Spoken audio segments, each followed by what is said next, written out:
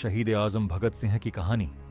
भारत की मिट्टी में कई वीर पैदा हुए, लेकिन कुछ नाम ऐसे होते हैं जो सिर्फ इतिहास नहीं बनाते बल्कि आने वाली पीढ़ियों की प्रेरणा बन जाते हैं। ऐसा ही एक नाम था भगत सिंह, एक ऐसा नौजवान जिसने हंसते हंसते देश के लिए अपनी जान कुर्बान कर दी। बचपन से ही देशभक्ति। 28 सितंबर 1907 पंजाब के बंगा गांव में भगत सिंह का जन्म हुआ।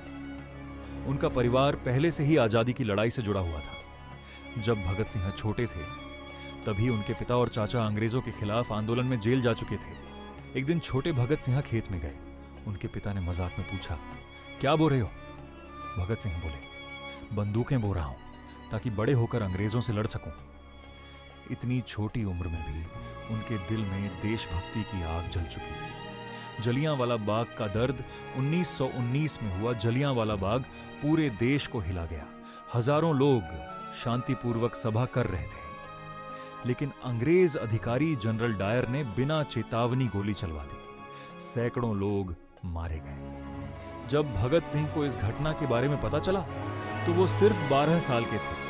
अगले ही दिन वो जलियांवाला बाग पहुंचे और वहां की खून से सनी मिट्टी एक बोतल में भरकर घर लिया। उन्होंने उसी दिन तय कर लिया, अब जिंदगी सिर्फ देश के नाम होगी। क्रांतिकारी बनने का सफर समय बीतता गया और भगत सिंह अंग्रेजों के खिलाफ आंदोलनों में शामिल होने लगे। उन्होंने कई क्रांतिकारी संगठनों के साथ काम किया। उनका मानना था, अगर अन्याय के खिलाफ आवाज नहीं उठाई तो आने वाली पीढ़ियां हमें कभी माफ नहीं करेंगी। भगत सिंह सिर्फ बहादुर ही नहीं, बहुत बुद्धिमान भी थे। उन्हें किताबें पढ़ना बेहद पसंद था। वो इतिहास, राजनीति और क्रांति पर घंटों पढ़ाई करते थे। लाला लाजपत राय की मौत 1928 में अंग्रेजों ने साइमन कमीशन भारत भेजा। पूरा देश इसका विरोध कर रहा था। लाहौर में विरोध प्रदर्शन का नेतृत्व कर रहे थे लाला लाजपत राय। अंग्रेज पुलिस ने प्रदर्शनकारियों पर लाठीचार्ज कर दिया। इस हमले में लाला लाजपत राय गंभीर रूप से घायल हो गए और कुछ दिनों बाद उनकी मृत्यु हो गई। यह खबर सुनकर भगत सिंह गुस्से से भर उठे। उन्होंने कहा, लाला जी की मौत का बदला जरूर लिया जाएगा। सैंडर्स की हत्या भगत सिंह और उनके साथियों ने अंग्रेज अधिकारी स्कॉट को मारने की योजना बनाई, लेकिन गलती से पुलिस अधिकारी जॉन सैंडर्स निशाना बन गया। 17 दिसंबर 1928 को भगत सिंह, राजगुरु और चंद्रशेखर आजाद ने मिलकर सैंडर्स को गोली मार दी। इसके बाद पूरा अंग्रेजी शासन हिल गया।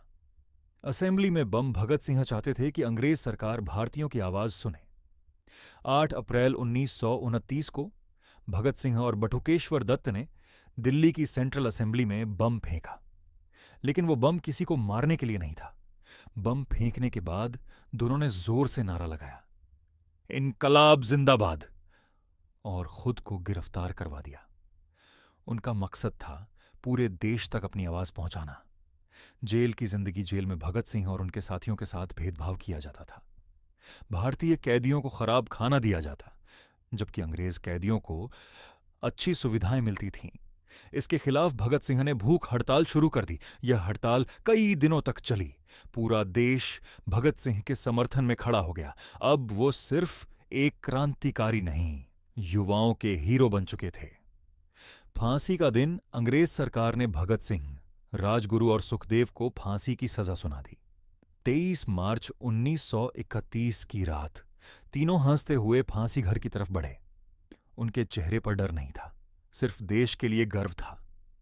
फांसी से पहले भगत सिंह जोर से बोले, इनकलाब जिंदाबाद, और फिर भारत मां का यह वीर सपूत हमेशा के लिए अमर हो गया।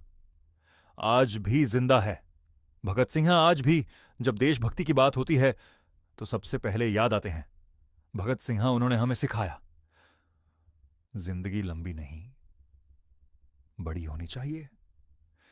भगत सिंह सिर्फ एक इंसान नहीं, एक सोच है, एक जुनून है, एक प्रेरणा है जो हर भारतीय के दिल में हमेशा जिंदा रहेगी